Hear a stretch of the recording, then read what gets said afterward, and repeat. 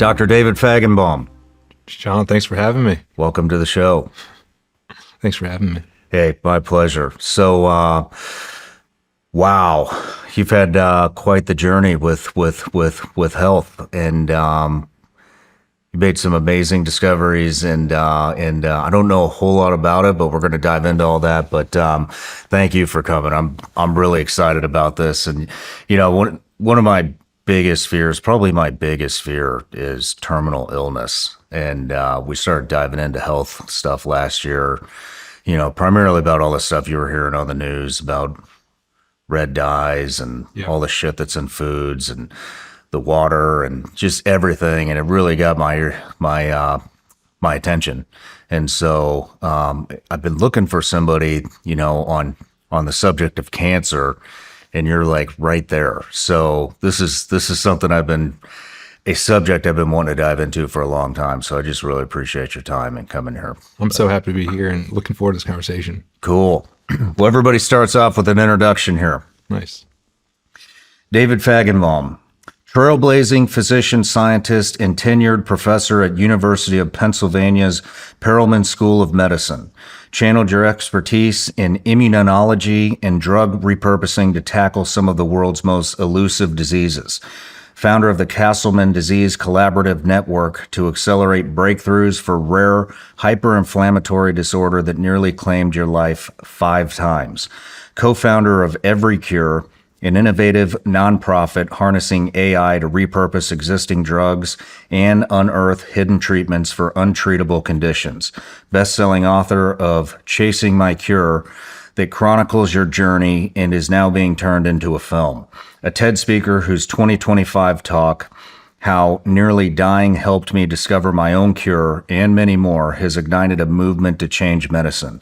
A husband, a father, and now living over a decade in remission from Castleman's. And you have a great quote that I just wanted to share. The greatest cures often hide in drugs we already have. It's up to us to find them. That's right. Love that quote. Love that quote. So I want to do a bit of a personal story on you, kind of a life story on how this all happened. I know you were a hell of a collegiate athlete when you got diagnosed, correct? And so we'll start there and then go through all your research, how you cured yourself and all that good stuff. But first, we got a couple of things to knock out. Sounds good. Kind of funny because I was just talking about red dyes, but here's a bag of Vigilance Elite gummy bears made here in the USA. No funny business, no THC, no CBD. It's just candy with all the horrible shit that comes along with candy, but they taste amazing. My kids are going to love this. Right on. And then one other thing, I got a Patreon account. They've been with us since the beginning. It's a subscription account, and we've turned it into one hell of a community over the years. They've been with me forever. And so one of the things that we do is we offer them the opportunity to ask each and every guest a question. This is from Stephen Casey. What roadblocks exist in the current medical establishment to the types of breakthroughs like yours? And what can the average person do to advance ideas like repurposed treatments, off-label use, experimental use to change the industry that seems locked in tradition? Yeah, I mean, the biggest roadblock is that the drugs that we already have, 80% of them are generic, which means it's not profitable to find a new use for them. And so no one's going to advance those non-profitable opportunities. So someone's got to do it. As you said earlier, we're going to do that. But what can you do? As he asked, you can ask your doctor, is there anything else that maybe is approved for one other disease that can maybe help my condition? Connect with disease organizations for whatever the condition is that you or your loved one has. They oftentimes know about these other medicines that could be used, and then just be relentless. If your first doctor tells you that they're not going to, help you out or be able to, get you that medicine that might help you, go see someone else. While we're on the subject of doctors, I mean, in my opinion, the healthcare industry is just a complete disaster. And, I don't know exactly how it works, so I might butcher this a little bit, but, you get an insurance policy and then they have all these doctors in network. You go to those doctors and it's like they just rush to get you out of there. And so, one thing that me and my family have done is we found, I don't even know what you call it, but it's like A concierge doctor? Or yeah, it's VIP? kind of like Yeah. I think that's what it is. Yeah. And they don't take insurance. That's You right, have to yep. you have to pay out of pocket to Yep. do it. And but a lot of people they don't have the means to do that. And I switched because I'm getting older. I'm over 40 now. I know shit's gonna start happening to me. And you know what? The big thing I noticed is, if I bring my blood test into, an in-network typical MD, they look at it for about 20 seconds. They're like, oh, yep, everything looks good. And then you take it to, another professional, an MD who doesn't take insurance, and they go through it line by line by line, tell you everything that's going on, order more tests, get more blood tests, go get the They're very proactive. And so, not just for people that don't have the means, but I mean, how do people find a real doctor, when they have, terminal illnesses come up, and it's I would imagine Yeah. you're in a hurry, Totally. to find somebody. So It's the right question, man. I think that you're right. I think that some of these concierge doctors, they definitely put more time and effort in. I mean, that's sort of part of the value you get from seeing one of those doctors. But I'd also say even outside of that, just within the sort of traditional insurance system, there are some amazing doctors out there, but you got to find them. The chance that like the most amazing doctor for your disease is down the street from you is probably pretty low. If you've got a bad cancer or a bad rare disease, you might need to get in your car and drive, to find that person. And I think that we all, when we get sick, we all want our doctor, our local doctor, whoever it is, to be able to have all the answers for us, to be able to take care of us. But for a lot of these really bad diseases that are really hard to figure out, sometimes you got to find the expert, and you got to take that extra step that you don't want to take. You want to trust your local doctor, but I think that sometimes you got to do that extra step to find the right person for you. what could you elaborate on that just a little Sure. bit? I mean, for those of us that have very limited knowledge in healthcare at all, let alone specific diseases, I mean, is that a Google search? Is that an AI search? I mean, Yeah. how does a uneducated person in the healthcare industry know what they're looking at? I mean, where do they even start to find Yeah. a good doctor? I think the first thing is a Google search. Whatever your disease is, throw that into Google. Maybe throw in disease organization, because there might be an organization for that disease. You can call someone and all they think about is that disease. They've got a kid with the disease, or they have it themselves. So start out in Google, talk to that group, and they will almost always have a few great doctors they know of that know so much about it. And I think that that's the key thing for some of these really tough diseases. They're really tough to treat. And so you really want to find someone who's got that experience. And in some cases, like in my case, even the world's expert didn't have an answer for me, because the world didn't have an answer for how to treat my disease. And that's, obviously a situation you don't want to be in. All right. Thank you for that. Oh, absolutely. Let's move into your story. Sure. So, where did you grow up? What were you doing? Grew up in Raleigh, North Carolina, youngest of three. I got two amazing older sisters. And from the time I was about 8 or 9 years old, I set my mind on I wanted to be a college quarterback, a Division I quarterback. That became my thing. I grew up in Raleigh, where NC State and UNC and Duke and those schools around there, and that became just my total obsession. I had, just like how you got this amazing stuff on your walls, I had poster boards on my walls with like how fast my 40-yard time was, how far I could throw a football, and that just became all I could think about from the time I was about 8 until I was 18. I wanted to play college football, I wanted to be a quarterback somewhere, and that was all I worked on. And I just, worked day and night. And then had the opportunity, got recruited by a bunch of Ivy League schools and Patriot League schools, ended up choosing to go to Georgetown for college. Nice. Which you probably didn't know we had a football team at Georgetown. We do have a football team at Georgetown. Right You on. didn't know that, but we do. So, what was going on when you got diagnosed? Well, so for me, the big change, Misdiagnosed. Well, and actually, even before that, there's this major change. So I get to Georgetown. I achieved this dream, going to play college football. A couple weeks after I get there, I get this phone call that just changed my life, and it was my dad, and he said, "David, I need you to come home tomorrow. Your mom has brain cancer." And I was just sort of like, what? Like, what, Mom? And because she's just was the most amazing person in the world. And she'd supported me through everything. And, you know, I'd just gone off to college and came home and learned that she had this horrible form of brain cancer where basically no one lives for more than a year or two. And I was optimistic and hopeful that, you know, that we were going to, that she was going to be the one that was going to live, battle this disease. And she fought so hard, Shawn, but over the course of 15 months, the cancer recurred and it progressed. And, and she ended up passing away October 2004.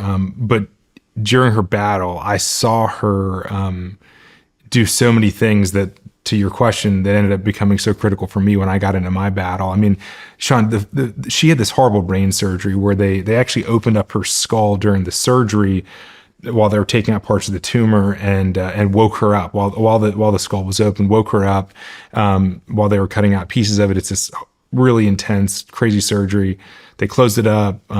She came out in the waiting area, and then they took her back. And I remember my dad, my sisters, and I going back to see her, and we were so nervous. Like, is my mom going to still be there? They just took out a bunch of her brain with this brain cancer. Is this going to be the same person that we've loved and just the most amazing person in the world? And we get back and we see her, and she's got this wrap around her head and a bulb coming out of her skull. And she looks at us, and she pointed to her head, and she said, "Chiquita Banana Lady." And we just burst into laughter. Like, she thought she looked like the Chiquita Banana Lady. And we were like, oh my gosh, like, we've still got our mom here. Like, she's still here. This is who we loved before. But it showed me that even in the midst of literally the worst surgery you could ever go through, she was thinking about us. She wanted to make a joke for us, which to me was just this like incredible selfless act. But she passed away, as I mentioned, 15 months after that surgery. And just before she passed away, I promised her I would dedicate my life to trying to find treatments for patients like her. I said, "Mom, I'm going to be a doctor. I'm going to try to find drugs to help people just like you." And she loved the idea. She had very limited speech towards the end of her life. And the two words she could still say were unconditional love. And she said unconditional love. And I was like, all right, I got to do this. And so I decided to go into medicine. I was pre-med. I went to Oxford for grad school, Penn for med school. And I was on my way to fulfilling the promise to my mom. You were 19 when that happened. I was 19 when she passed away. That's right. Man, that when I lived in Florida, I came home from a deployment when I was contracting for CIA, and I had a neighbor. Her name was Wendy, and beautiful woman, beautiful person. Two twin boys that were getting ready to graduate high school. And she came over and told me that she had brain cancer, and I was like, I didn't know what to think. I was like, oh, you'll get through it. And I mean, I went on a deployment again, came home 2 or 3 months later.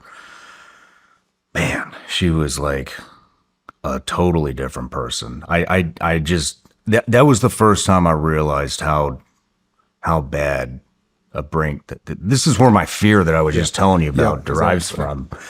And I remember, watching her, she gained a tremendous amount of weight, lost all her hair, and it got so bad that you could go talk to her and you knew that she could it looked like she could understand what I was saying, but she couldn't formulate the words and get them out to me. And you could just see like tears building up in her eyes, because it makes me sad right now, because I just had a tremendous amount of respect for her. And like I said, she was a beautiful person, and she fucking held on. Yeah.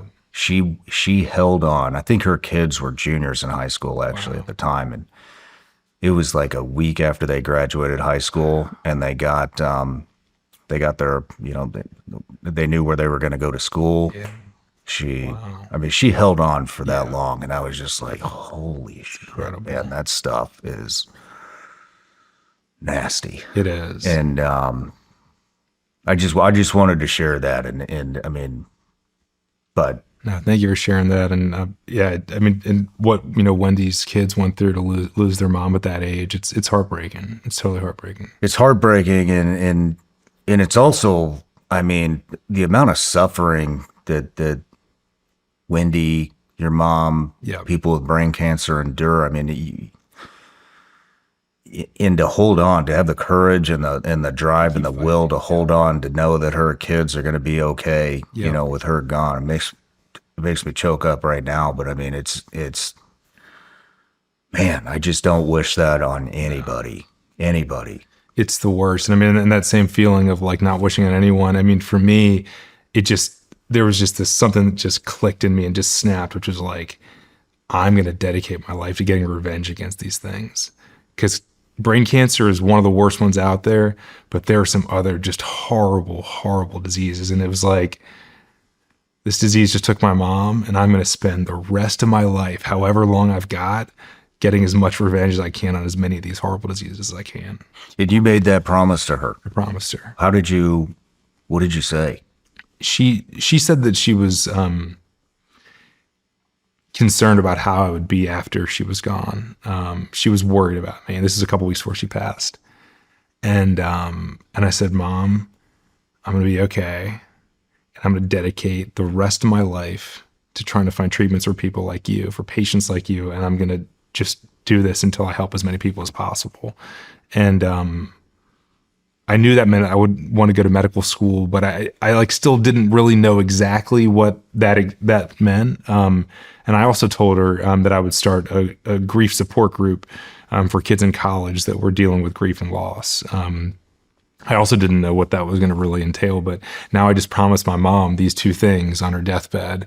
And like I said, she responded by saying unconditional love. And so for me, it was like, all right, I got two things I got to do in this life. I got to support other college students that are coping with the death of a loved one. We named the group AMF. My mom's initials her name was Anne Marie Fajgenbaum. Her initials were AMF. And we started this group that stood for Ailing Mothers and Fathers. It's been over 20 years. It actually still exists. It's now called Actively Moving Forward. And so I knew I had to do that. And then I knew I also had to make sure that as long as I'm breathing, that I'm fighting to try to find treatments for people. I commend you for doing that. Let's move on with the journey here. Yeah. So, we get to now I'm a third year med student making progress towards this dream. Even had just finished an OBGYN rotation. I helped to deliver babies into the world, which is sort of like a pinnacle experience in medical school. And then I started feeling more tired than I'd ever felt before. Think about the hours you worked, you know, fatigue. And this was a fatigue that I'd never felt before, even as a med student. And I noticed these lumps and bumps in my neck. I noticed fluid in my ankles. And I was really healthy. I was like, what's going on here? I don't know what's going on. Horrible abdominal pain. So I took an exam in the hospital, and I was feeling so unwell that I basically stumbled down the hallway from where I took the exam to the emergency department. Told them about my symptoms. They ran some blood work, and the doctor came back really rapidly. And he looked at me and he said, David, your liver, your kidneys, and your bone marrow are shutting down. Holy! We have to hospitalize you right away. And I'm like, wait, what? I'm me? How fast did this come on? This was about 2 weeks of symptoms. Within 2 weeks, I went from like, I was as healthy as you could be. A few months before that, I'd won a bench pressing contest in the state of Virginia. Like, I was as healthy as you could possibly be.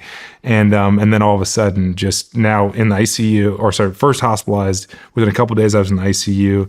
I had a retinal hemorrhage that made me temporarily blind in my left eye. Its vision's back. I needed daily transfusions to keep me alive. I was on something called dialysis because my kidneys weren't working. And like, literally, I was actively dying. I mean, everything was shutting down. I was actively dying. And we didn't know what it was. Like, the doctors are like, we don't know what this is. Like, maybe it's an autoimmune disease. Maybe it's lymphoma, a form of cancer. But like, whatever it is, we got to figure this thing out really quickly because it was killing me. And I got more and more sick, so sick that my doctors told my family that I wasn't going to survive. And so my family came into town, my best friends came into town, like literally one by one marched in. We snot cried, we hugged. I said everything that I ever wanted to say to them. They said goodbye to me. Holy shit. Yeah, this is when I was 25 years old. And kept getting more and more sick. And so at a certain point, my family had a priest come in the room and read me my last rites because they were sure that I wasn't going to make it. And fortunately, right around that time, they did something called a lymph node biopsy where they cut out my lymph nodes because they thought I had cancer of the lymph nodes called lymphoma. And when the doctors looked at it, they said, we don't think this is lymphoma. We think it's something called idiopathic multicentric Castleman disease, which I was a med student. I'd still never even heard of it before. But basically, it's a disease where your immune system attacks your organs until you die. It just destroys you and kills you. But the only thing they knew to try was chemotherapy. They were like, well, if your immune system's trying to kill you, maybe we'll try to kill the immune system with some chemo. And so they gave me chemo in this like sort of last ditch effort right around the time I had my last rites read to me. And it just sort of kicked in just in time. And I survived that, but then I would go on to have a bunch of relapses. What is it? What's going through your head as a 25-year-old man, knowing that you're being told that you have a terminal illness? I mean, you're saying goodbye to your family. You got a priest reading your last rites. I mean, how do you handle that? It was. I think about this all the time. If it were to happen to me, because these things just that they seem to be more and more. It's like every day. Yeah. I hear somebody else. My mom got diagnosed with cancer. My friend, my friends, like all these. It's like every day. Yep. You hear somebody else is diagnosed with cancer. That's right. Yeah. I mean, it was heartbreaking. I was devastated. I had this amazing girlfriend, Caitlin, that I wanted to have a life with. I'd made this promise to my mom. I was going to treat all these patients and I was going to discover all these treatments. I wasn't going to be able to follow through on. I just felt like there was just so much that I was never going to experience that I wanted to so badly. And, I didn't have any regrets about what I did in life, but I just had this like feeling of regret about things I never would get to do or that I never got to do. And I was just heartbroken. But, I think that I ended up spending about 6 months in the hospital in critical condition. And I think about, some of the things that you've gone through as a soldier and sort of just like fighting, one day at a time. And I think that there's 3 things that helped me to get through those 6 months of survival. And I'd love to hear if you've thought about these in the same way. But for me, it was like, for the entire 6 months, I kept thinking about what I wanted for my future, which I kept visualizing like a family with Caitlin. I kept visualizing like me in the lab trying to find drugs for patients. I had to have this vision for what I was fighting for. So that was the first thing. The second is that I had this like amazing support group around me. My dad, my sisters, Caitlin, like they were literally holding my hand, like giving me strength. Like I could feel their strength from the way they were holding my hands, from their voices, like that gave me strength. And then the third thing is that, it really was this, like, it's this cliche of like one step at a time or like one breath at a time. But for me, it really was one breath at a time. Like if you told me at the beginning of this 6 months, like, David, you're going to suffer the most horrible pain for the next 6 months. Every breath you take is going to be horrible. I gained 100 pounds of fluid. Like you're just going to be in constant agony while your organs are being destroyed by your immune system. There's no way I could have been like, I can do this for 6 months. But I knew I could do it for like an hour. And then like, all right, I can do it for an hour. Maybe I can do it for 2 hours. And then those hours just started stacking up to, all right, I did it for a day. Like I can keep doing this. As long as I've got my family around, I couldn't have done it if I was on my own, but as long as I've got them supporting me, I can do this. And all of a sudden they stacked up and then I made it through. Did you ever come to acceptance? Well, I don't know if I would say acceptance, but there was one point where I was ready to give up, where I started slowing down my breathing, and my family was around me, and my sister Gina was holding my hand, and everyone was, saying goodbye. I just had my last rites read to me, and it hurt so bad to take every breath, and it was just like I was fighting. And then I started to slow down, and I was gonna let go, and I heard my sister Gina, and I can picture it, I can hear it, and she said, "Just breathe, Dave, just breathe." And I heard that, I was like, all right, I can do this. I can do another breath. And I was like, I'm not going to slow down. But in my mind, when I was slowing down my breathing and letting go, I was expecting that I was going to be letting go maybe a couple of days of life early. Maybe it's a day of life that a day of suffering basically that I was going to be sort of letting go. Like you said, Wendy, she was fighting. Like you can fight for survival. There's that when you're at the end, you can keep fighting or you can let go. Mm-hmm. And I was going to let go. I was ready to let go. But when she said, "Just breathe, Dave, just breathe," I was like, all right, I can do that. I'm going to keep doing a couple more breaths. And Shawn, if I'd let go then, I would have known that I would be here 15 years later sitting here with you. But I took that extra breath. I kept fighting, and then thankfully the chemotherapy kicked in, and I'm sitting here with you 15 years later. Man, I mean, yeah. If she hadn't said "just breathe, Dave, just breathe," I'm not here. So it is. I mean, I often think about that. I mean, like I said, when I was just talking about Wendy, maybe your mom. Yep. I mean, I think that you can prolong, At the very end. death. I mean, how does that, from somebody that faced it? I mean, 5 times. Yep. I mean, what is it? Just letting go, and then you think it just happens? That's right. You're fighting. You've got adrenaline. You're like at cortisol. You're like literally giving everything you've got to every breath. You're doing everything you can to stay conscious, to stay there, to keep going. And obviously, I only was sort of prepared to go once, and I sort of let go once, but quickly said, no, I'm going to keep fighting because of my sister. But yeah, with so that was the first one, and then two near-death experiences happened the next few months in that 6-month period, where my doctors again were like, he's not going to make it. And then all the blood work, everything said I wasn't going to make it.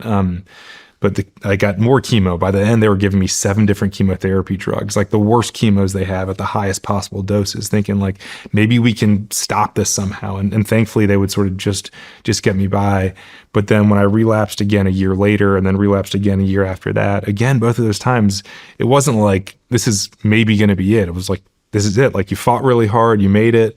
But for me, each time my doctors told me that I wasn't going to make it after that first one, I was like, yeah, but you told me I was going to make it last. I'm going to keep fighting. I'm not like, I got this amazing girlfriend, Caitlin. I want to get married to her. I don't care. I don't care if I go shortly. Well, I didn't want to go shortly after I got married to her, but I wanted to get married to her. I wanted to have this family. I wanted to do these things. And so I think that there is a real ability to keep fighting. But of course, for me, the chemotherapy was necessary. It's not like I could have willed myself into doing this. It was that, chemotherapy get my disease under control and I could keep fighting. Did you think about what would happen after death? I did. I said a lot of prayers, and I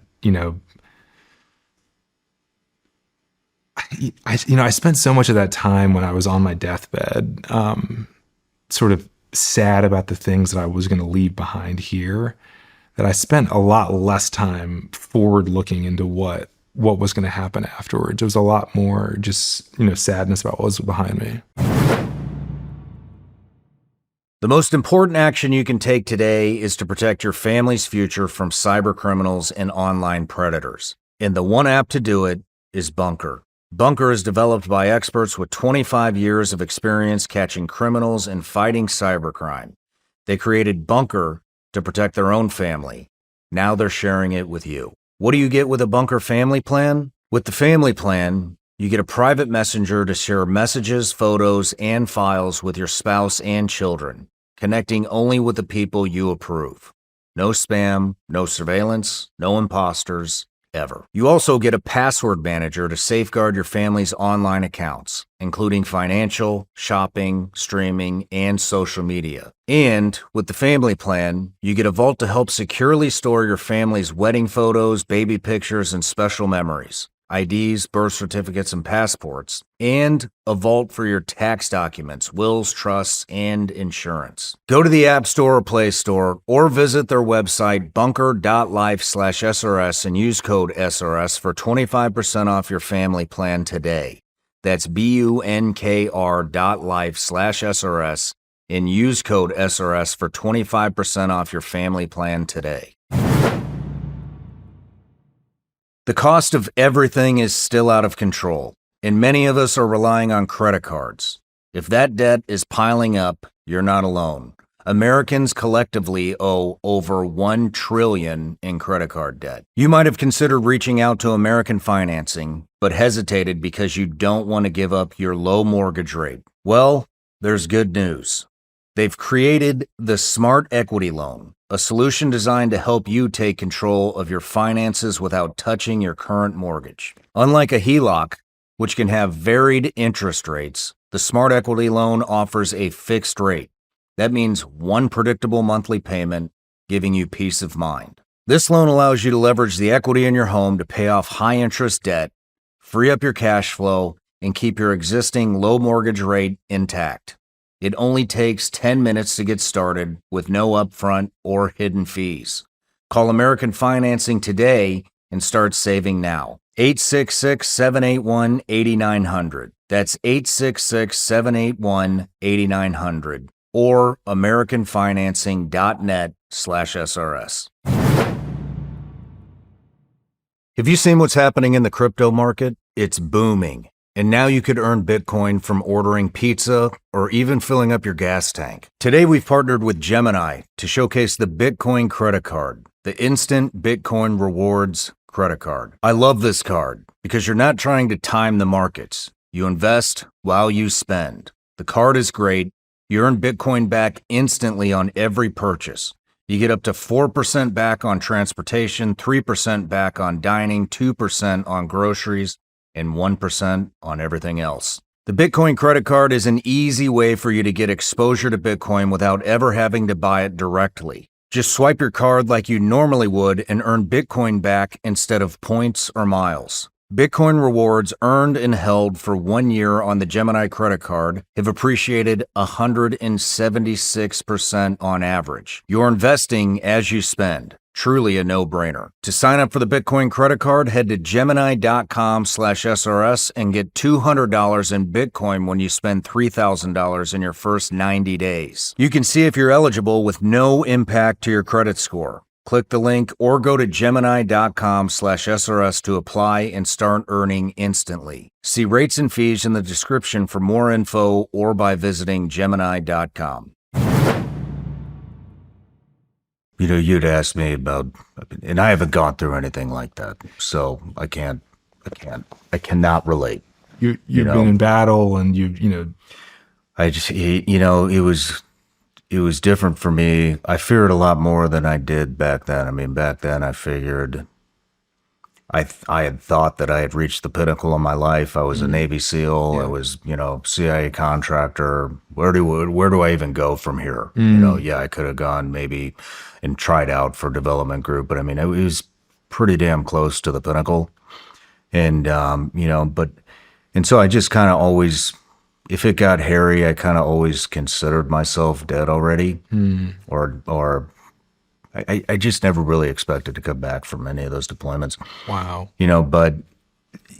But I mean, in relation to now, I mean, that was an easy thought. I had brothers and sisters and parents, but I didn't have kids, a wife, nobody on my radar.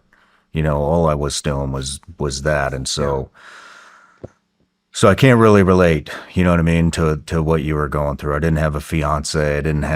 My future was exactly what I was doing at that point in time, which was what I loved. And so it was, if I'm going to go, this is a great way to go. Wow.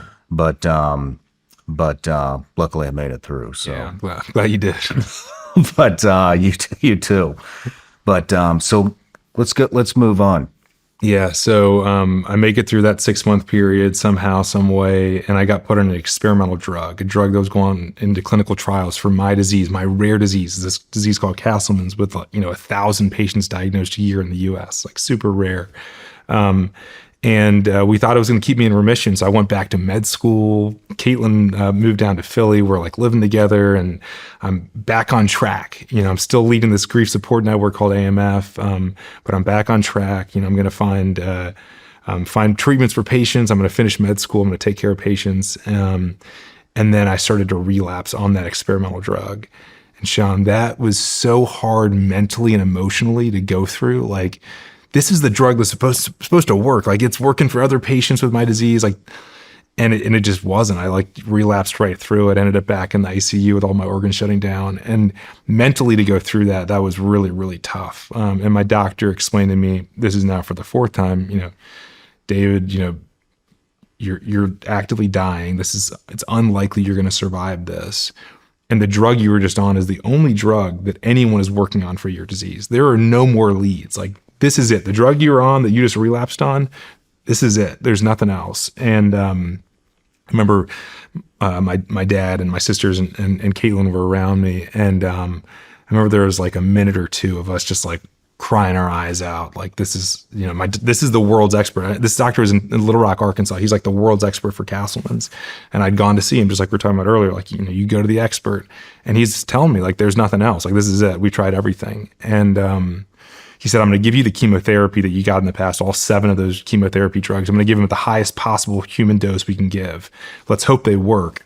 But you're approaching the lifetime maximum of chemotherapy. This one drug called Adriamycin, we're not going to be able to keep giving you more, and this stuff's going to stop working. So like, you just sort of need me to be prepared for that. And so we were bawling our eyes out. And then when the doctor left the room, something sort of clicked the same way that it clicked with my mom. And that's when I told them that I'm going to dedicate the rest of my life, however long that is, trying to find a treatment for Castleman disease. And I didn't know what that would be. And frankly, I didn't have $1 billion in 10 years to create a new drug, which is about how much time and money it costs if you want to make a brand new drug. So I didn't have the money, I didn't have the time, but I had a really simple and important realization, and that was those 7 chemotherapies that I kept getting that kept sort of barely saving my life. None of them were made for Castleman disease. They were all made for cancer of the lymph nodes, for lymphoma, but they were saving my life from Castleman. So I was like, well, wait a minute.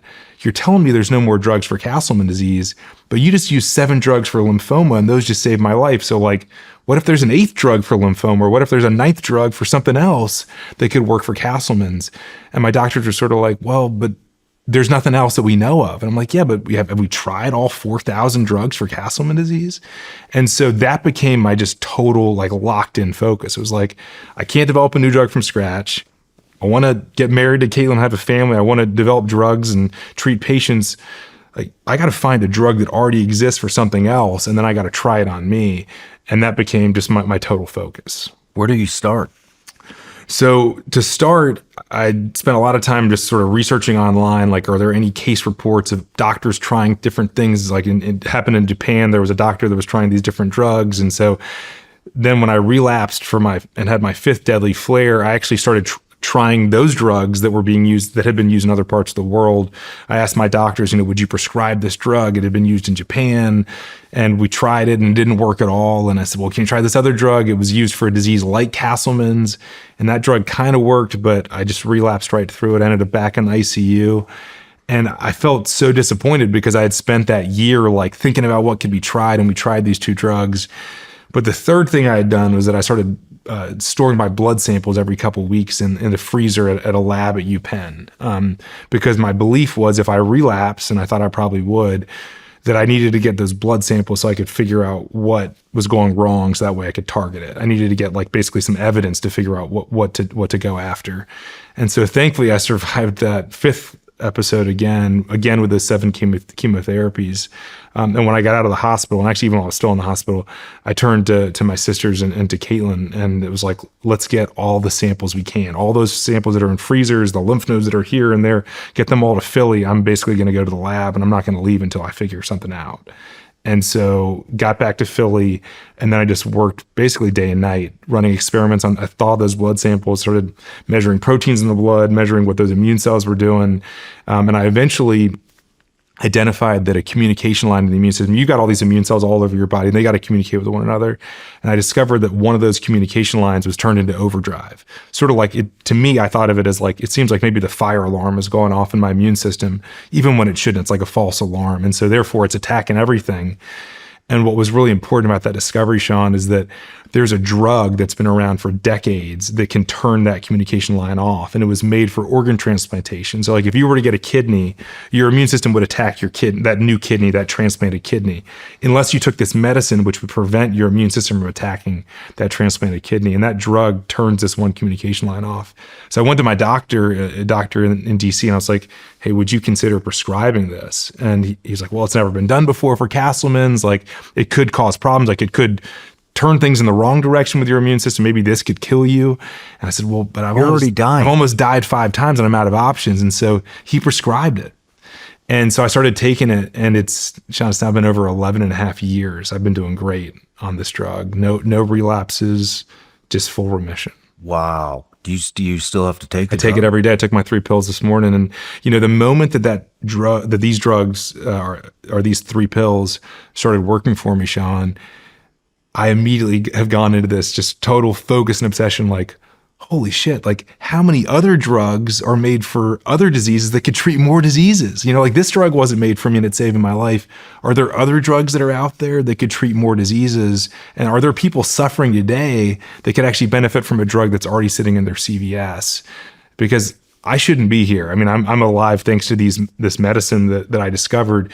But if I had died at any point in those previous 3.5 years, we wouldn't know that sirolimus could treat Castleman's. There's thousands of people around the world that are benefiting from this drug. And it's like, no one would have figured it out. How many more of these hidden cures are just sitting there? Did you ever, I mean, did you talk to the doctor in Arkansas about this? I mean, what was that conversation like? Yeah, I talked to him about it. You know, he's incredible, and I still work closely with him.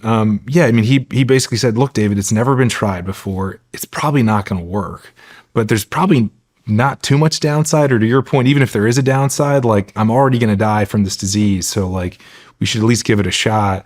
But there was no data. It hadn't been used in a human before with Castleman. So like I can understand the hesitancy because like it could have turned things even worse. But it was sort of my last ditch effort to try to stay around. What did he say afterwards? When it worked. You know, it was sort of a test of time because, you know, I started feeling better. My blood results started getting better. Like it was clearly working early on, but I'd gotten better multiple times before. And then it came back within a year. And so I sort of wasn't willing to get too excited. Like I just sort of was like, all right, it's going to be a test of time, like, you know, cautiously optimistic. And I started taking it in January of 2014. And Caitlin and our wedding day was May 24th, 2014. So it was like, am I going to make it to May 24th? It was sort of this countdown. Wow. And we made it to May 24th. And my hair grew back like just in time for wedding day because all the chemo, like it came back just in time. And like wedding day, like my hair's back. I made it to May 24th, 2014. And we had the most amazing, like every wedding is amazing. This wedding was like extra special because everyone that was in attendance was like, I can't believe this is happening. Like I couldn't believe it was happening. Like, and then of course, you know, when you think about, you know, saying till death do us part, it's like, it has a whole different meaning when you know that the person you're marrying, and for me, Caitlin, that like she was there with me through everything.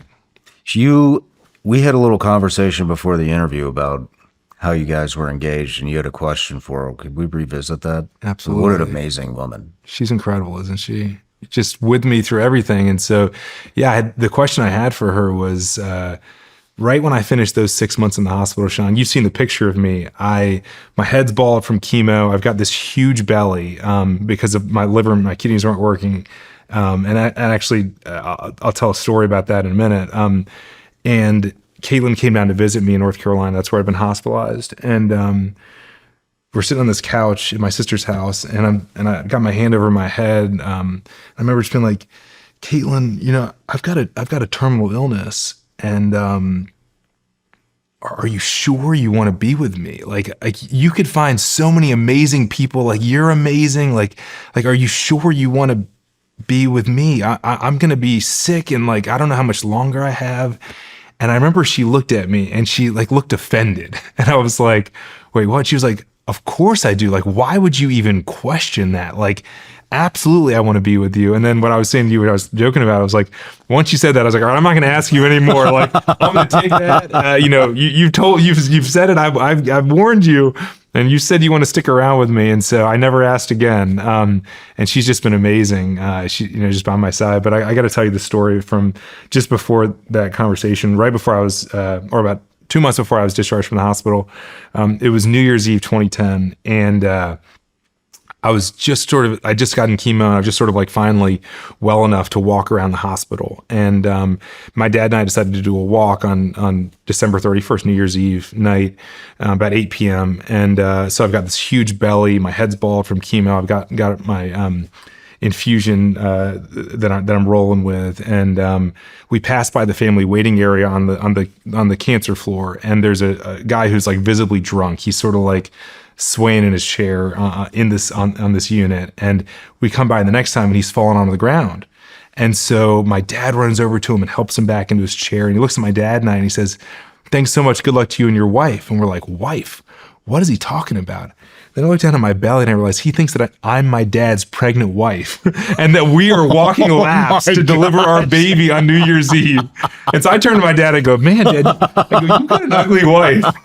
And we just die laughing. But like, that's what I looked like, Shawn, when Caitlin was like offended that I was like, are you sure you want to be with me? Like, that tells you how committed she was to me. Wow. That's amazing. Is she a medical professional too? She's not. She's she used to work in the fashion industry and now she's full time with our kids. She also helps a lot with Castleman's and Every Cure and raising awareness. What was the drug that cured you? The drug's called sirolimus. The other name for it's rapamycin, and that's a drug that maybe some of your listeners will be familiar with. Rapamycin is an mTOR inhibitor, and actually it's thought to have some anti-aging properties. And so sometimes people take low doses of sirolimus or rapamycin. I take a really high dose. Like my dose destroys my immune system. Damn.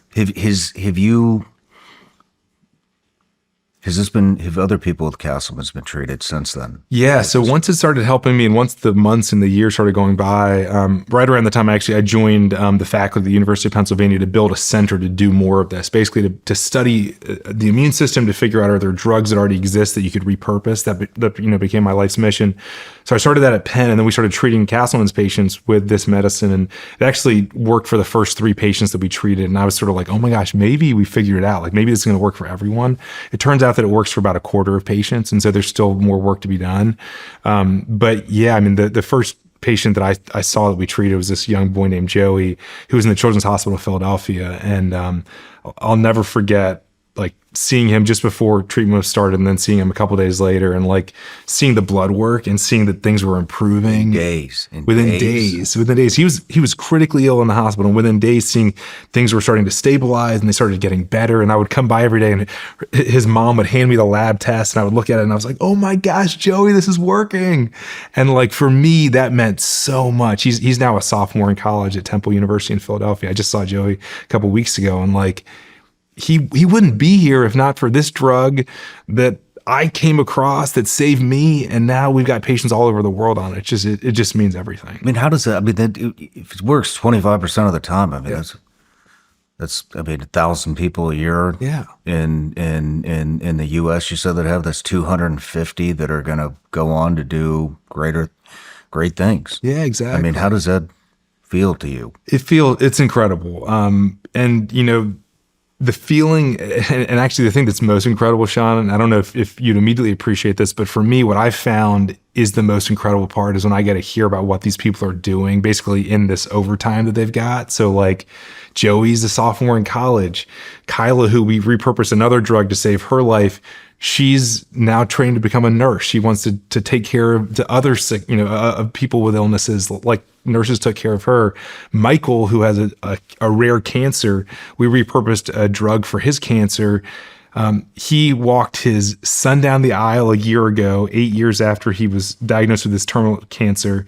And then just last weekend here in Nashville, he walked his daughter down the aisle. And when I get to see those pictures, when I get to hear about those things that they wouldn't have done, for me, that's it's one thing to be months or years, but it's I got to walk my daughter down the aisle 9 years after I was diagnosed with a terminal cancer.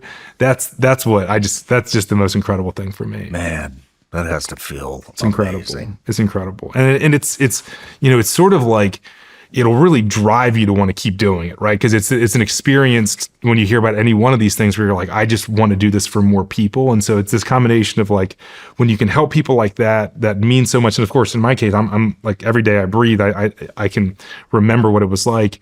But the other thing is that there's also all this suffering happening right now in the world. And there's people, as you mentioned, getting diagnosed with this disease and that disease. And every day, Shawn, I'm hearing from a patient with a horrible condition, or many of them.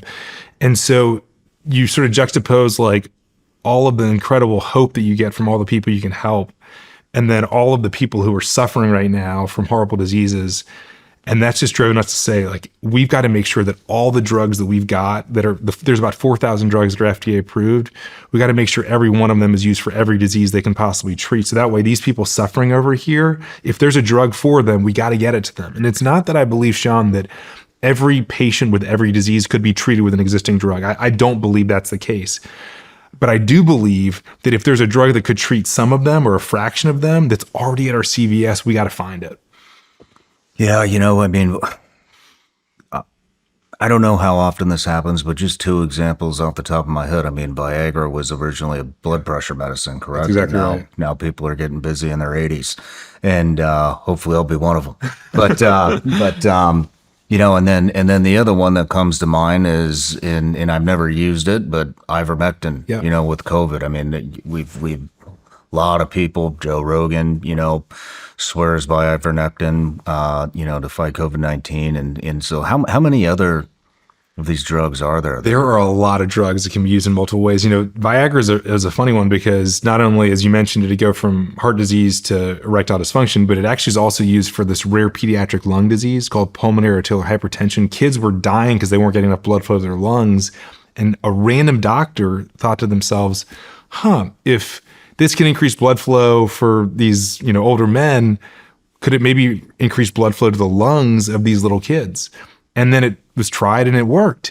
And for me, those sorts of examples were you would never think of pulmonary arterial hypertension in little kids as being similar at all to erectile dysfunction, right? And it's because even though the conditions appear very different, they share the same underlying problem, which is limited blood flow.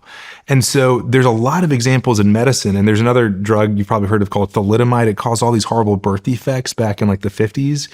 That drug can treat leprosy and also this rare blood cancer called myeloma. And leprosy and myeloma, again, they seem so different, but they share the same underlying problem. And so it turns out that, just like you said, there are drugs that can do one thing in the body that can actually have an effect across multiple diseases. And typically, this is discovered through sort of random chance. Like this doctor I mentioned in Houston who was like, I wonder if Viagra could be useful for these kids. It happens sort of randomly, and there isn't a system that exists. There's never been an entity, whether it's in the government or within industry, that's just been focused on saying, okay, among the 4,000 drugs that are approved, that are available, what are all the other diseases they can treat? And because it hasn't been done systematically, I could discover a drug like sirolimus could save my life. And, drugs can be found like tocilizumab could be used in all these different ways. So there's all these drugs out there, and there's just never been an entity to say, we're going to match into everything we can. So how many drugs have you personally found that treat? We've advanced 14 drugs for diseases they weren't intended for. 14 drugs. Yeah, 14. Is that incredible? And that's in the last just 11 years, since, sirolimus, of course, being one of them. And that's primarily from my lab at Penn, where we're focused on just a few rare cancers and inflammatory diseases. And so about 3 years ago, I'm sitting here thinking, okay, in our small lab at UPenn, we're advancing, at that stage, it had been over 10 drugs for diseases they weren't intended for.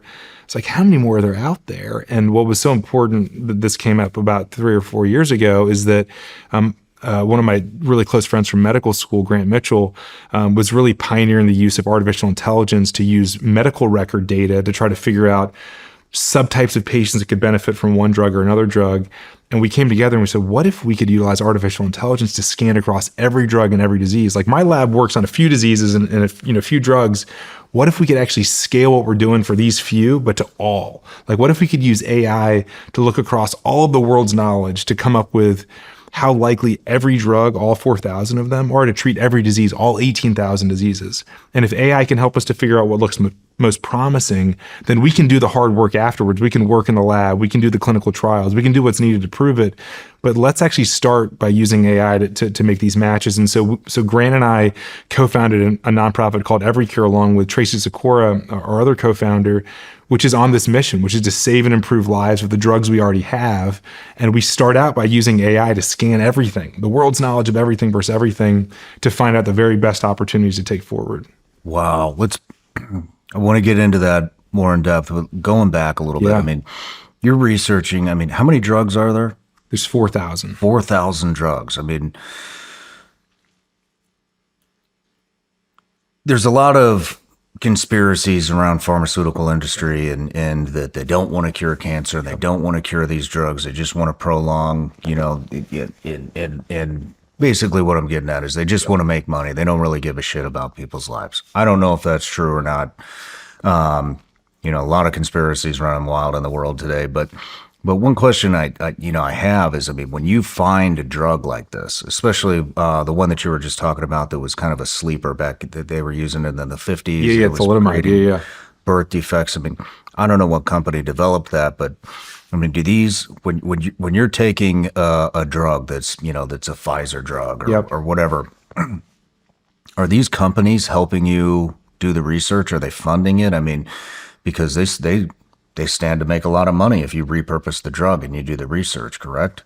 It's a great question. And it ends up that it's like it's so much more complicated than it should be. And the reason it's complicated is that once a drug gets approved for one disease, it has about an 8 to 12 year lifetime before it goes off patent and it becomes generic. So basically drug companies, when they develop a drug for one disease or a couple diseases, they've got an 8 to 12 year clock before it becomes generic. And once it becomes generic, then anyone can make a copy of that exact same drug, and there might be 10 people making the same drug, and the price plummets because it's all the identical drug. And so drug companies stop making money once their drug becomes generic. So they have to think in those 8 to 12 years, what are the diseases that are most profitable? And so they tend to go after the most severe diseases, because the most severe and the most common diseases, because that's typically where they're going to be able to charge the most amount of money. So how common is it and how severe is it? That's usually where they go. But they can't typically go after a lot of different diseases because they want to really focus on maximizing profit for the few they can. So it's not that they're avoiding diseases. And again, this is partly my opinion, but I'm saying it as someone who, lost my mom to cancer and who personally has battled these horrible diseases. If I was seeing things like people hiding cures, I'd be the first person to talk about it. I don't see that. What I see is that drug companies focus their drugs on whatever diseases they can make the most money on in those 8 to 12 years, because they're businesses. And the moment that drug goes off patent, all research stops. So what that means is that we've got 4,000 drugs. Well, 80% of them are already generic. Mm-hmm. So there's no drug company that has any interest at all in selling more doses of that drug, because there's 10 manufacturers and they all sell them for a penny a pill. And so the problem is that, in my opinion, the problem is not that drug companies are not pursuing these additional uses. The problem is that if I discover that ruxolitinib can be useful for a new condition after ruxolitinib goes off patent, like I got to figure out a way to drive forward the science for it. I got to figure out a way to get, whether it's the government or philanthropists or individuals, to donate to do the research, because the drug company is like, hey, I made it like a few years ago, but like 10 other people are making it right now, and I don't make any money off of that drug. I'm on to another drug now. And so I think that that's a problem in our system, is that 80% of our drugs are not profitable to find new uses for them. So that means someone's got to stand up and do the work, right? Mm-hmm. It's like, whether it's the government or some entity. And so that's where we at Every Cure said, like, we figured someone else was doing it. Like when I got into this, I'm like, there's got to be someone who's doing that. And it's like, oh wow, there's no one who's picking these things up once they're generic and finding more uses for them, because no one's incentivized to do it. So so we've taken that up. I mean, how do you fix this at scale? I mean, I have a feeling you're going to say AI, but I mean, and maybe that is the answer. Is there a better answer? Would it be? I mean, I'm just curious. Let's say the U.S. government gets involved. And they start to incentivize the drug companies to continue their research. And maybe they grant the patent for another 10 years, or maybe they subsidize it. And I mean, what is your answer? I think what you just described, I think that's the only way you can do it, is that if you want to do this fully at scale, I think what you have to do is you have to incentivize these companies to say that, like, yeah, you get more patent life, or maybe your drug that's off patent, you can, get a patent back on it. The thing is that if you do that, you're going to end up saving a lot of lives, because that's going to drive a lot of cures. You're also going to increase the cost of healthcare, because those cheap drugs that are generic, it's good for the healthcare system for them to be cheap. Like that means that they go from being thousands of dollars or tens of thousands of dollars a dose to like tens of dollars or hundreds of dollars a dose. That's good for cost of our healthcare system. So it's going to increase cost, it's going to increase cures. And so like that's where the challenge is that if you incentivize that, you're going to increase, pharmaceutical costs. Now, I would make a pretty strong argument that even though you're going to pay more for drugs, you're going to end up saving the healthcare system in the long run, because people are going to spend less time in the hospital. They're going to have less other issues, less comorbidities, because you're going to be treating the actual diseases, and they're not, with the drugs we already have. So it ends up becoming probably, I think, close to a wash or a cost saver. I mean, what I think is needed is for the federal government to also just one is you can incentivize the drug company to do it, or you can just spend on proving these things work and then use the cheap version of it, use the drug that's already out there. And that's basically what we're doing right now. At Every Cure, we actually have a federal contract with a U.S. agency called ARPA-H, where they are actually funding a lot of the work that we're doing. And we're finding new uses for medicines that will end up saving money to the healthcare system without actually, creating these sort of incentives that maybe aren't aligned. How big is your team? We're about 50 people. 50 people? Yeah. Is that enough? I think that when you think about the world we're in, which is we got 4,000 FDA approved drugs and they're approved for about 4,000 diseases, but there's 14,000 more diseases that don't have any approved drugs. That's a crazy stat, right, Shawn? Yeah. A lot of those 14,000 are very rare diseases, but they collectively, we're talking tens of millions of people have these 14,000 diseases with no treatments. And so there's a huge opportunity to match these 4,000 drugs to these 14,000 diseases that, 50-member team's not going to be able to do. So, I think that at some point we're going to need an effort, whether it's ours or others, that's as big as the Pfizers and the Mercks of the world that are like doing the non-profitable drug development. I mean, we joke that Every Cure is it's a nonprofit drug company, basically. We're just looking for the non-profitable stuff to help people. We don't care what the drug was made for. We don't, care how common the disease is. We just want to relieve suffering with the drugs we already have.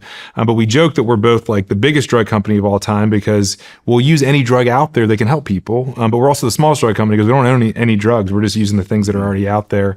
But I think that proving out the impact of what we're doing and using AI to focus us in on the right opportunities, I think is important.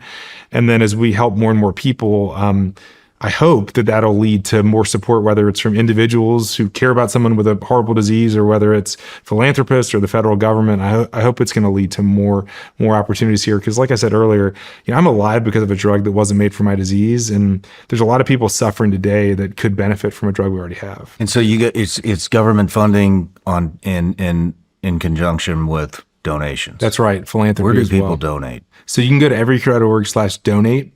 And you can donate online. We're a nonprofit organization, and we put every one of these dollars towards making sure that the drugs we have help the people who can benefit. Man, that's amazing. Thank you. I'm donating. I love it. But, Thank you. Donate. I love what you're doing. Thank you. So let's talk about some of the other successes that you've had. Sure. So I shared a little bit about, maybe I'll share about a couple of these patients. So one of them is Michael.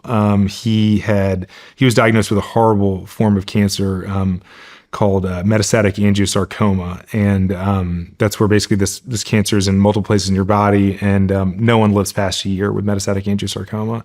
This is 2016, and we found a study from 2013. It was just a laboratory study. It wasn't done in patients in clinical trials by any means, but it was a lab study. But in that lab study from 2013, it indicated that this one marker was up called PD-L1 in a few people's tumors from angiosarcoma patients. And what was important about that is that there's a drug that's really good at inhibiting PD-1 that already existed for other cancers. It was approved for melanoma at the time and also approved for lung cancer. And so we saw that result in this paper and thought, well, maybe his tumor also has increased PD-L1 and maybe that drug could work for it. It had never been used before for his form of cancer. But he was told by his doctor that they were out of options, that there was nothing else that could be done. The chemo that they had tried wasn't working. And so we actually ended up getting that test done, and it came back that it was very positive for the thing that we thought it would be from that paper. And we were able to get Michael on this drug called pembrolizumab as the first patient ever with angiosarcoma. And as I mentioned, a year ago, he walked his son down the aisle on his wedding day 8 years later. And just last weekend here in Nashville, he walked his daughter down the aisle on her wedding day. Damn. And this is amazing. This drug was always there. No one had ever tried it before. What's important is that this drug is also now used for other patients with angiosarcoma. Unfortunately, it only works in the number, it's about 18% of patients. And so it's not, when it worked for Michael, we're like, oh my gosh, we solved angiosarcoma, got so excited. And it doesn't turn out that it works for everyone. But for those 18% of patients, it's everything, right? If it works for you, it is a life changer. Maybe if it's just one life. Exactly. I mean, it's a success Because the drug was already there. It's not like you had to create a new drug. Yet it's already there. You just had to give it to someone. And so that, is just that to me, means the world. And that was the first time that we went into a disease outside of Castleman's or related to Castleman's. It was sort of the first time I was like, oh my gosh, we can do this outside of the diseases that we're focused on, which was so important for us to want to keep pushing this mission forward.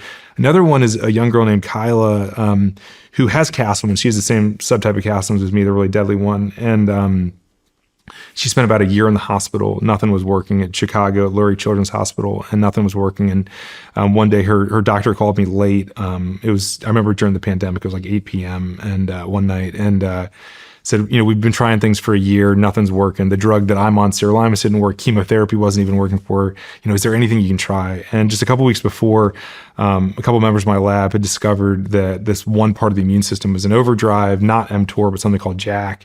And I recommended, it's early days, but like you could try a JAK inhibitor in Kyla. We've shown this stuff in the lab, maybe it'll work. And so Kyla became the first patient ever with Castleman's to be treated with a JAK inhibitor. And she responded so well, Shawn, and she is doing so well today. I mentioned she's training to become a nurse now, and like, it's just incredible that like this drug was always there. We actually have just opened up a clinical trial of that drug. We're going to study it in more Castleman's patients, because when you do these, they're called like N of ones, where you try a drug off label in one patient and it works. That's great, but you really want to get more data to prove that it works. That way you can get more patients on, and you can really figure out who's it going to work for. So we have a trial that we just opened up for that. How many test subjects do you need for a successful trial? It's a great question. So it really depends on a couple things.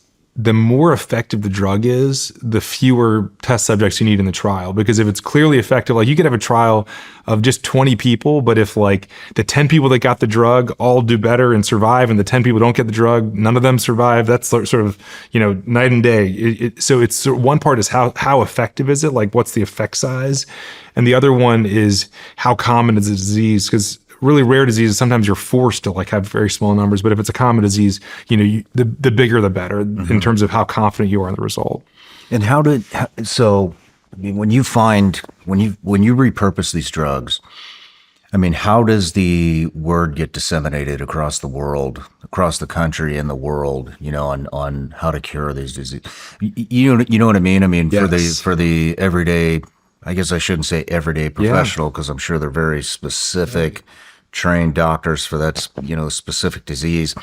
But how does the word? How do you get that out?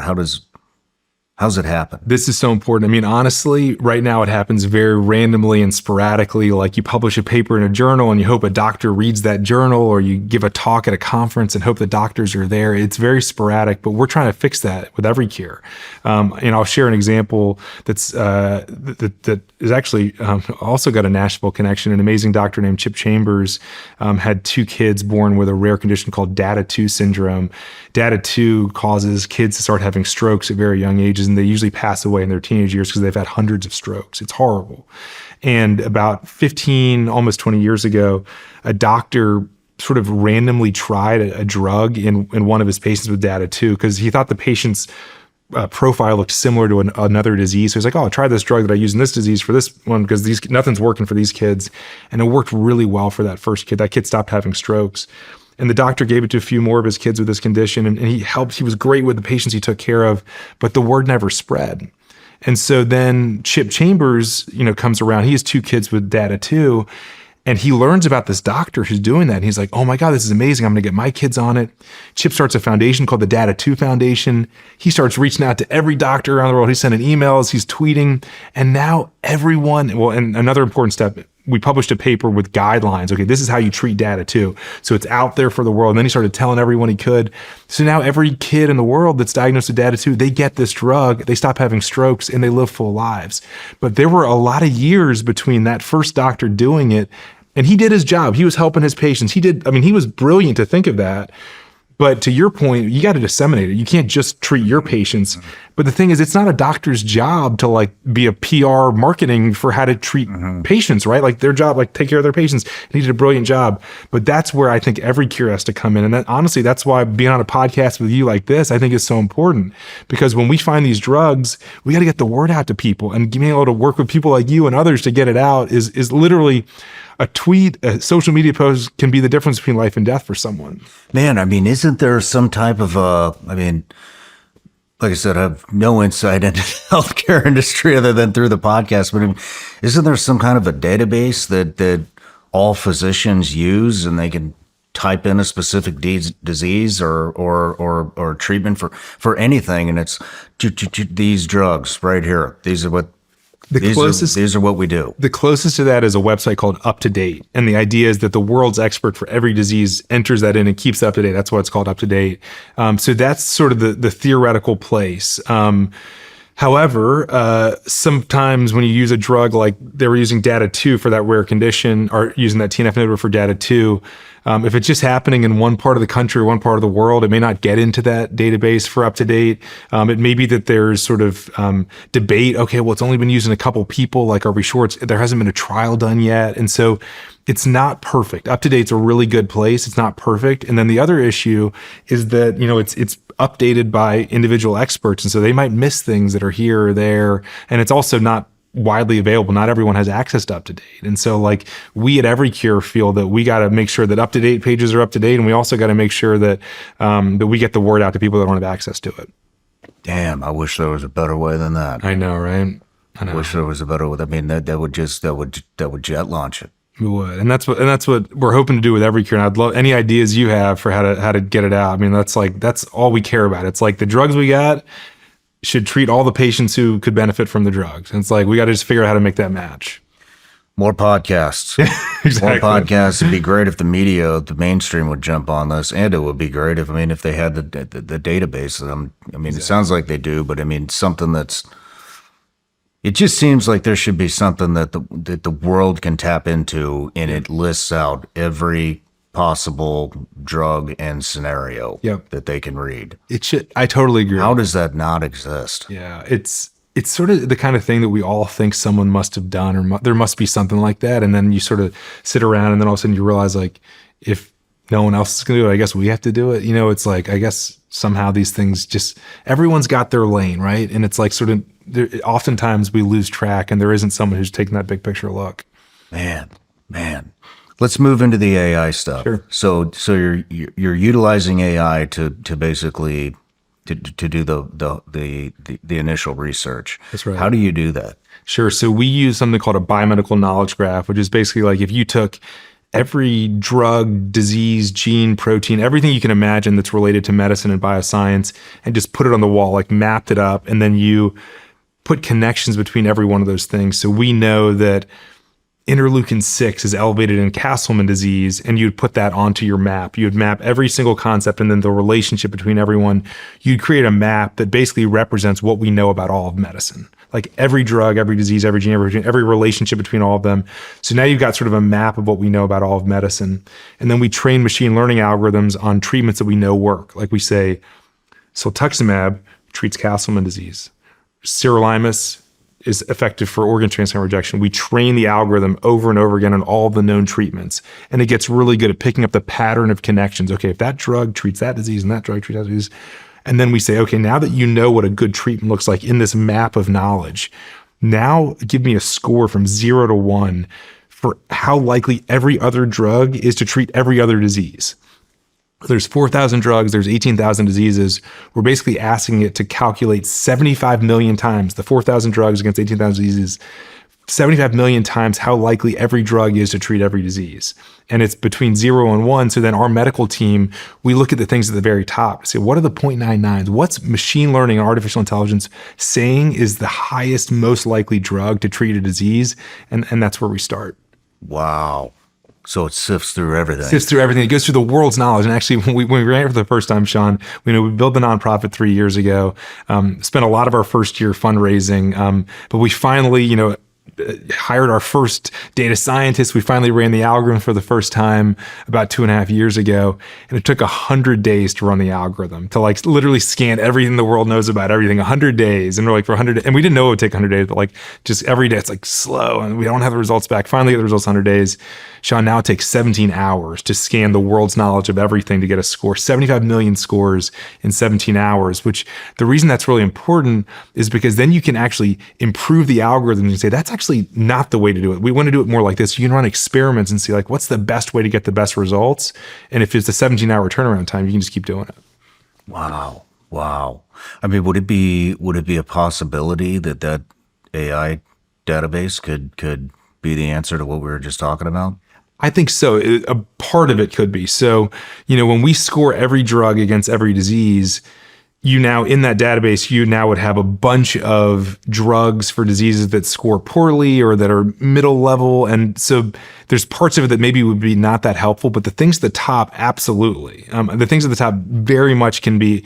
So, at the very top for, let's say for a horrible disease, let's say like ALS, there's 2 drugs that are FDA approved for ALS. They don't work very well, but there are 2 drugs that are FDA approved. That's got to be at the very top of the list. And then right below those 2 FDA approved drugs, there are some drugs that are sometimes tried where there's early data. That should be next on the list. And then you should get into like these sort of AI predictions of like, well, what's AI telling us? But what I wouldn't want is for people to sort of skip the things at the top where there's like good data and just go to like what AI is predicting. Because for us, like at every cure, when we make these predictions, we look at the things at the very top, but we don't automatically say whatever scores number 1, we're going to give to patients. It's like whatever scores number 1, we're going to look really deeply into it. We're going to study in the lab. We're going to do clinical trials, and we're going to figure out, is it the right thing for patients? But not necessarily, we don't trust fully in AI is basically what I'm saying. It's like AI for us is a great starting point, but there's still more work to be done. Gotcha. Let's take a quick break. Sure. And when we come back, I want to talk about some of the diseases that you're targeting nowadays. Sounds great.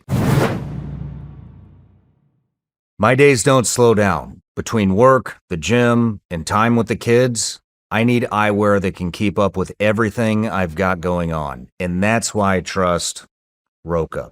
I've tried plenty of shades before, but these stand out. They're built for performance without sacrificing style. I've put them through it all, on the range, out on the water, and off-road. They don't quit. They're lightweight, stay locked in place, and are tough enough to handle whatever I throw at them. And the best part, they don't just perform, they look incredible. Sleek, modern, and designed for people who expect more from their eyewear. No fluff, no gimmicks, just premium frames that deliver every single time. And that's why Roka is what I grab when I'm heading out the door. Born in Austin, Texas, they're American designed with zero shortcuts. Razor sharp optics, no glare, and all-day comfort that doesn't quit. And if you need prescription lenses, they've got you covered with both sunglasses and eyeglasses.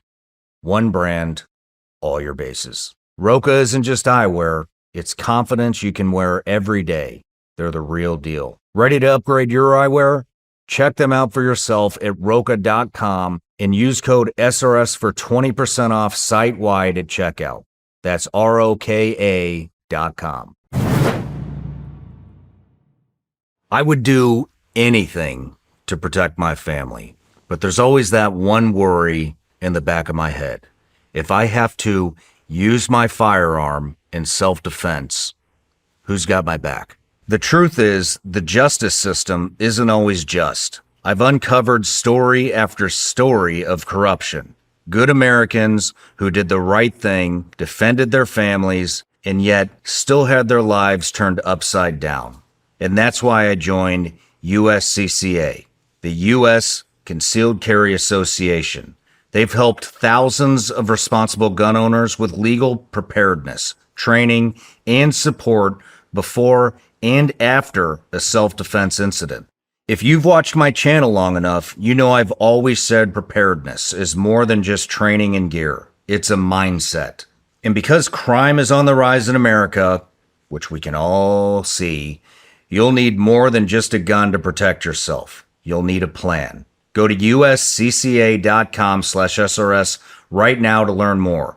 That's uscca.com/SRS, and see how a membership can give you and your family that peace of mind you've been looking for before, during, and after a self-defense situation. Once again, that's uscca.com/SRS. Do it. It's incredible how fast this year has gone by. Holiday season is already here, and businesses are hiring for seasonal roles. Everything from haunted corn maze workers to real bearded Santas to snowplow drivers. This means that people with certain skills, experience, or even a special license are in high demand and not easy to find. Whether you're hiring for one of these roles or any other role, the best way to find the perfect match for your role is on ZipRecruiter. And right now you can try it for free at ziprecruiter.com/SRS. If you're looking for top talent, ZipRecruiter's matching technology works fast to find them so you don't waste your time or money. And with ZipRecruiter's advanced resume database, let ZipRecruiter find the right people for your roles, seasonal or otherwise. 4 out of 5 employers who post on ZipRecruiter get a quality candidate within the first day. And right now you can try it for free at ziprecruiter.com/SRS.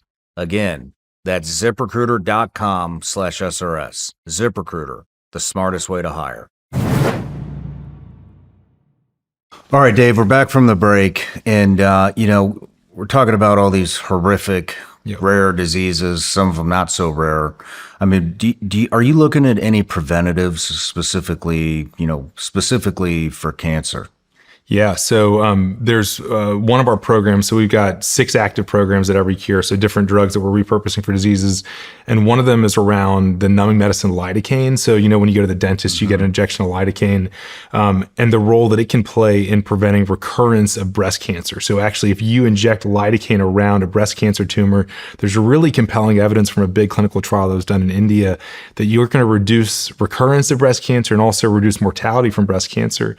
Now, this is an example where it's not total prevention, because it's not like it's preventing the breast cancer in the first place, but it's preventing the breast cancer from coming back, which of course is so important because that's oftentimes what's so deadly about breast cancer. And it's an example where lidocaine is this like really cheap old substance where unless a nonprofit like ours or another nonprofit comes in, the work's just not going to be done to push it forward. And so we're really optimistic about that. And we're actually also studying the role that lidocaine might play in other cancers as well. Are you studying, or do you have any insight onto what causes cancer? Yeah, so the breakthroughs over the last 10 or 15 years really indicate that cancer occurs when mutations occur in the genomes of those specific cells. And so they're called somatic mutations. It basically means like we're all born with our own genetic makeup, but within the cells, let's say in your pancreas, a mutation occurs. And that could be because of exposure to UV light, or it could be from exposure to carcinogens in the environment, what you eat. And those genetic changes, if they happen in a part of the genome that isn't that important, that cell just dies and you never even knew the mutation happened. But if that mutation happens to happen in a part of the genome that's important for, say, cells to replicate or maybe to grow blood vessels, then that cell now has an advantage, and then it accumulates more mutations, and all of a sudden you have cancer. And so it's sort of this random set of things that have to happen for you then to develop cancer. And of course, you can do things in your life to reduce your risk of cancer by, eating well and exercise and doing all the right stuff, because that's going to reduce the amount of those somatic mutations that occur to your cells. But it is sort of this very much random thing, which is tough, because that's why, sometimes young kids get horrible cancers, and it's also why you see cancers emerging in older years, because basically more of these mutations have occurred over the course of life. I mean, is there anything to, I've heard a lot that inflammation can cause cancer, sugar can cause cancer. Yeah. I mean, is there anything to that? Yeah, so the inflammation for sure, the more you proliferate, the more your cells are proliferating, which often occurs in the setting of inflammation, the more chances there are for genetic mistakes and basically mutations to occur because of the increased proliferation. So absolutely. Sugar, I think there's a lot of data that sugar plays a really important role in cancer development and progression. Like once it starts, I haven't seen as much on it, like sort of causing it to start in the first place. But it's also really hard to keep track of all the research because there's just like so much work being done. And then, I've also heard that a lot of these diseases, and I might rattle a couple off that this is not true about, but cancer, Alzheimer's, a lot of these. I mean, I've read things and interviewed people that say none of these are actually organic diseases. They are potentially, a product of our filthy environment. Is there truth to that? I think that our filthy environment contributes and probably increases risk and increases the numbers. I think all the conditions you mentioned have happened as long as we've been around. They're in textbooks from the 1700s, but they maybe weren't as common. And so one reason why they might not be as common, I think, is exactly what you said. There's things in our environment that are making them more common. The other is that we're thankfully living a lot longer. We're not dying from infections from bacteria, that's in our water, for example. So we're living longer, which means there's more opportunity for these other diseases to sort of emerge. So I think that my experience with a lot of these things is that I think that there is definitely a lot of truth and data backing up the idea that our environment is playing a really important role in increasing the number of these cancers and conditions. But oftentimes it's a lot more complicated than just like, it's just the environment, because, these things have been in textbooks for a lot longer than a lot of these chemicals have even been around. In another thing, I mean, there's a lot of, ever since COVID, it's really caught fire after COVID. I mean, there's a lot of hesitation with vaccines. Yes. There's a lot of hesitation to pharmaceuticals. Yep. And there's this massive movement on I don't know, kind of holistic type medicine. Yeah. I mean, what are your thoughts on that? I mean, I think it could be, I mean, I don't know. I don't really know much in this sector, but I mean, it seems, my fear is that we demonize all of the progress that we've made with medicine due to conspiratorial claims. And so I'm just curious. I mean, I think there's got to be a healthy balance here. I mean, there has to be. Yeah. I mean, my feeling is that we just want to help patients with the medicines that are available. And if it's from a holistic doctor, or if it's from sort of traditional Western medicine, or if it's from pharmaceutical companies, the drug that I'm on, sirolimus, it actually was discovered in the soil on the island of Rapa Nui in the Pacific. Like, it literally was discovered in the soil, and then a drug company figured out ways to manufacture it. And so, like, my drug is about as natural of a drug as you could ever take, but it's a pharmaceutical drug, and it's used for transplant rejection, and it destroys your immune system. And so we like to oftentimes think of things as very black and white. There's the natural stuff, and then there's the pharmaceutical stuff. Well, my pharmaceutical stuff was natural. We just figured out how to make the exact same thing over and over again. And so it's a lot grayer than I think that it's easy to wrap our heads around. And I think that we've just got to follow the data and like, what are the drugs that can help people? And is there data to suggest that it can help people? If so, like, we should put people on them. And I think try to get less caught up on, is it from a drug company, or, what's the source of it? But I think just really just actually track, like, is there good data here? And to your point earlier, like, when I was dying from my Castleman disease, there was no data for sirolimus to save my life. I had lab data that made me think it might, but sometimes you do follow the things that don't have much data, because the alternative is that you're going to die, and you do that. But if you do have data on drugs, like, what sort of breaks my heart is when I hear about people with terminal cancer that say, I'm not going to take this medicine because it's a pharmaceutical product, I'm going to take something else. And then you hear about them passing away, and you just think to yourself, like, I wish they'd given themselves a shot with the traditional pharma stuff. And who knows if the pharma stuff would have worked, but we have a lot of data to show that it does work in some people. And we talked about earlier, 18% of people and 20% and 25%. And these things don't work in everyone, but if they work in you, and they could work in you, I really want to make sure that we try it in you, because, the work's been done to prove that it can help some people. What about, I mean, what are some of the diseases that you are targeting nowadays? What are you going after? I mean, we had a brief discussion about Alzheimer's on the break here. Yeah. I mean, that's another massive fear of mine, that it seems to just be happening more and more and more and more. It's frightening. And so, I mean, yeah. So as we shared earlier, this sort of way that that our AI platform works is we look across every drug and every disease and basically see what matches score the highest. And so we start from there. So we don't pick a disease a priori and say we're going to work on it. We let the algorithm point us towards a match. And then our team looks into it and we spend, lots of time reviewing through them.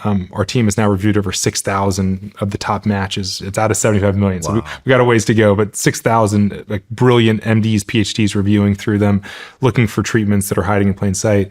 And out of, the ones we've looked through, we currently have 6 active programs. We're actually just getting ready to add 3 more. So we'll have 9 active programs in the next month or so that look across conditions that I mentioned earlier. The example of breast cancer is one of them. That's one of the more common cancers.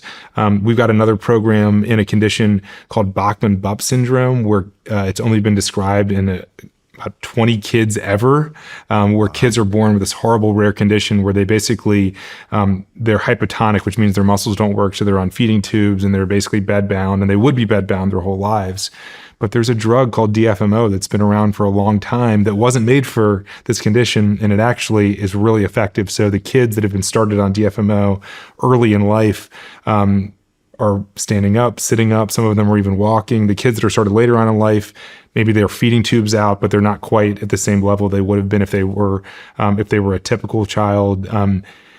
This is why we started this organization. It's like maybe only a couple dozen kids are going to benefit in the short term, but maybe a couple hundred are going to benefit in the longer term, and they're going to benefit walking to school and running with their siblings and doing things that they wouldn't have been able to do with a drug that wasn't made for their condition. And so those are the kinds of things that's just not going to, in our industry, a couple dozen kids, no one's going to take a cheap old drug, and work on a couple dozen. And it's not that they're not going to work on it. I take that back, because I should really emphasize that there's been amazing work done, because the condition's called Bachmann-Bupp, and that's after 2 doctors, Dr. Bachmann and Dr. Bupp, who have done just the most outstanding work in the world to advance treatments for this condition. But the point being that typically that's where it would stop with this doctor and that doctor, they're doing the best they can for these kids. But us at Every Cure, we're trying to find as many of these as we can. So that way, to your point, we get the word out. So if you're a child in some other part of the world and you've got this condition, let's get you diagnosed and let's get you on the medicine. When you're sifting through the AI program that you guys have, how do you? It's still. I think you said 14,000 diseases have no treatments. That's only that has no treatments. And then another 4,000 have treatments. So it's a total of 18,000 diseases that affect humans. 18,000 diseases. How many drugs? 4,000? 4,000, yeah. 4,000 drugs. That is even with AI sifting through all that, that's a lot of stuff to sift through. And so, how does the program kind of notify you? Is there a tier ranking that says hey, this drug the AI has found may work for a spider web of diseases, and do they rank them how do you guys sift through all of that? Yeah, so we get a score from 0 to 1 for every drug against every disease. So DFMO for Bachmann-Bupp gets a score, and DFMO for breast cancer gets a score, and that's probably a low score because it's probably not going to work in breast cancer, but you get a score for every match. And then you look at the things at the very top, so you rank order the list, and you say, well, what are the 0.99s, which basically the algorithm is saying this is there's some heat here, right? There's probably something here. Maybe it's this drug, and DFMO Bachmann-Bupp is an example where there's too much of this thing and this drug inhibits that thing. And so it's the match is being made even at that simple of a level. In my case, there was too much of mTOR, that signaling pathway, and sirolimus inhibits mTOR. And so it's looking for and most of the time it's not that simple, but it's looking for matches like that, and it's going to give a high score if there's something clear like that.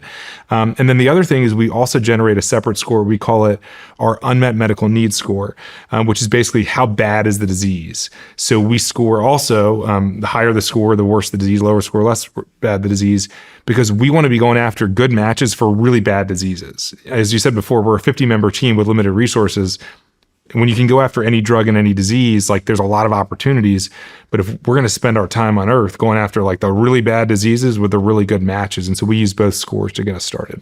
So you actually sift through each drug? It's not each disease, it's each drug. And it's actually not even each drug or each disease. It's actually each drug disease match. If you look in this spreadsheet, it's DFMO for Bachmann-Bupp, lidocaine for breast cancer, sirolimus for Castleman's. Like that's what the row is. Like the row is actually the match. And then there's a score next to the match. And then like you might not see breast cancer again until number 10,000. Like the second best for breast cancer might be way below the first best, but it's actually the match that gets the score. How many matches are there? 75 million.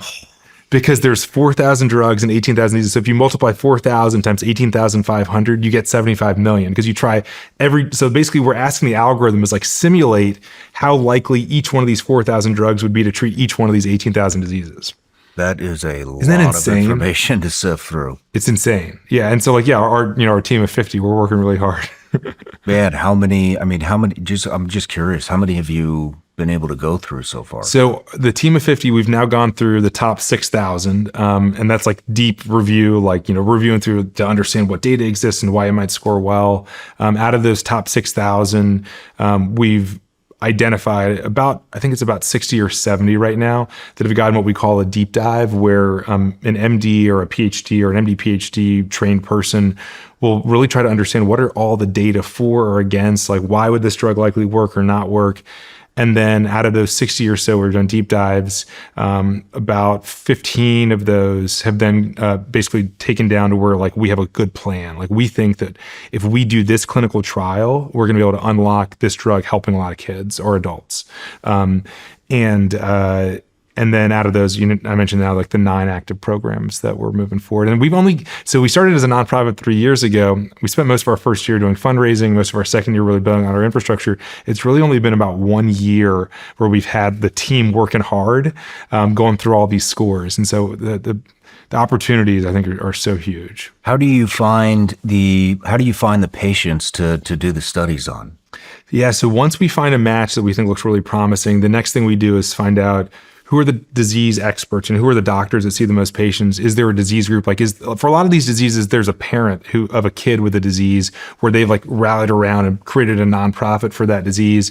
We want to get in touch with them and understand their disease more. We want to understand, what's missing. Could this drug really make a difference? And when we connect with them, it's like, we want to help your kid's condition or your condition. Will you work with us? We've raised money from the US government and from philanthropists and foundations. We're going to bring some money into here. Do you want to work with us on this? And not surprisingly, there's a lot of enthusiasm because, you think about something like Bachman Bupp, those kids, like the couple dozen that have ever been found, their parents probably weren't expecting that there would be sort of a full-blown effort for their condition. And again, thankful to Dr. Bachman and Dr. Bupp for all the work they've done, and we're excited to work with them. Wow, that's incredible, man. I love what you're doing. Thank you.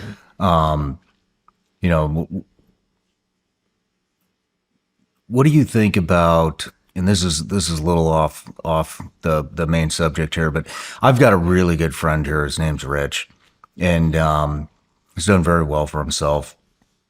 And he's his whole family, like multi-generational, live with him. And it was his grandpa, and his grandpa had, like, his legs were purple. I don't think he had any feeling in his toes. Wow. Nothing in his feet. And he was going to a local doctor here in Nashville. And this guy told him to go to Argentina. And I believe it was stem cell. Wow. And he went down to do the stem cell somewhere in Argentina. Grandpa does a stem cell. All the color comes back into his legs within like 12 hours. Amazing. They're on the plane ride back home, and he's telling Rich, he's like, my feet are fucking killing me. Like he's like, this is horrific pain. Oh no. And Rich is like, hey, are you okay? And he goes, yeah, I feel amazing. He's like, I haven't felt any pain in my legs in 25 years or what. So, in your opinion, why do we have to go to Argentina for things like that? Why do we have to go to Mexico for better stem cell? Yeah. Like what is holding the U.S. behind on this stuff? It's a great question because, in the U.S., and I've wondered this too, like in the U.S., we do what are called autologous stem cell transplants for people with cancer all the time. That cancer I mentioned, multiple myeloma, you oftentimes treat people with their own stem cells. Like you basically take their stem cells out, you give them chemo, and then you give them their stem cells back. We do that. We do what's called an allogeneic stem cell transplant, where you get someone else's stem cells, like their bone marrow stem cells, and that can sometimes be curative for leukemia and for lymphomas. Like, so we're doing it already in some settings, but I'm not sure why some of these other settings it hasn't come forward, because some of the stem cell work with autologous and allogeneic stem cells, it's been 20 years that we've been doing that in the US. So I'm not sure why, because what that tells me is that like the US FDA is willing and they're open when these sorts of stem cells are effective in certain ways. Maybe it's for cancer. Maybe there's a different sort of risk profile, because there's a big risk when you do these stem cell transplants for cancer. Like you have like a 10% chance of death within that year from the treatment. You got a 90% chance that you might be not 90% cured, but you have a high chance you might be cured, but you got a 10% chance you're going to die from the stem cell transplant. And so it might be that the FDA is willing to sort of put a stamp on that sort of a risk when like you've got a deadly leukemia, and maybe less willing to like put that sort of a risk if it's not as deadly. And again, that's not from any data that I have, but that's the only way I can wrap my head around it, is like, why do we do it here, but we don't do it over there? Thank you for answering that. But I don't know the full answer though. You know. Well, Dave, is there anything I should be asking you that I haven't asked yet? You know, there's one thing you were asking me about my mom earlier, and you asked about the last conversation that I had with her, and she actually left a message for me even after she was gone. Couple weeks after she passed away, and I actually would love to read this to your audience if it's okay. Please. A couple weeks after she passed away, my dad and I were cleaning out her purse, and I came across this newspaper clipping that I keep in my wallet. And to me, this is like it just embodies my mom, because I don't know if you can see it, but this is basically like on a piece of cardboard, probably from some cereal box, and it's like, you know, got some tape on it. This is just like who my mom was, and it's got a quote that, as you can tell, I take it everywhere with me. It's now been 21 years. It says, Pope John Paul said it best in his address to the youth in Camagüey: "Dear young people, whether you are believers or not, accept the call to be virtuous. This means being strong within, having a big heart, being rich in the highest sentiments, bold in the truth, courageous in freedom, constant in responsibility, generous in love, invincible in hope." And like I said, I found this 2 weeks after she died. And I remember reading it and just thinking to myself, like, this is her message to me about how I need to live. Bold in the truth, courageous in freedom, constant in responsibility, generous in love, invincible in hope.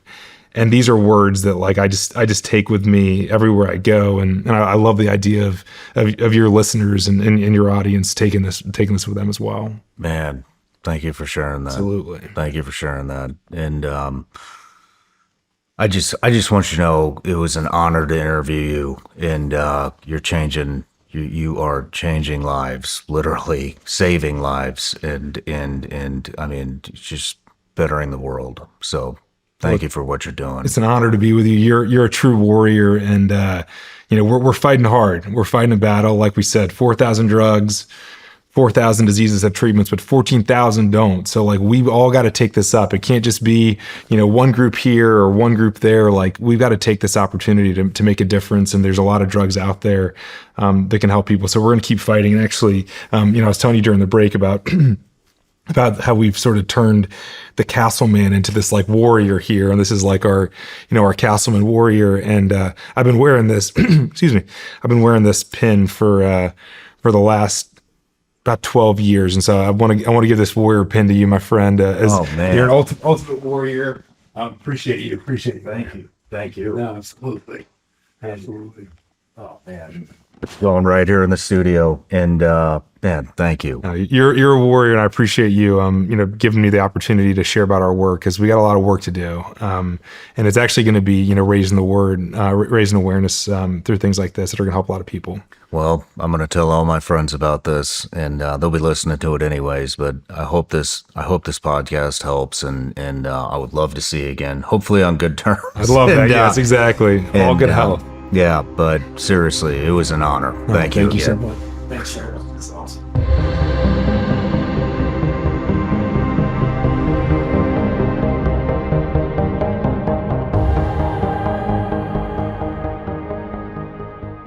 No matter where you're watching Shawn Ryan Show from, if you get anything out of this, please like, comment, subscribe, and most importantly, share this everywhere you possibly can. And if you're feeling extra generous, please leave us a review on Apple and Spotify podcasts.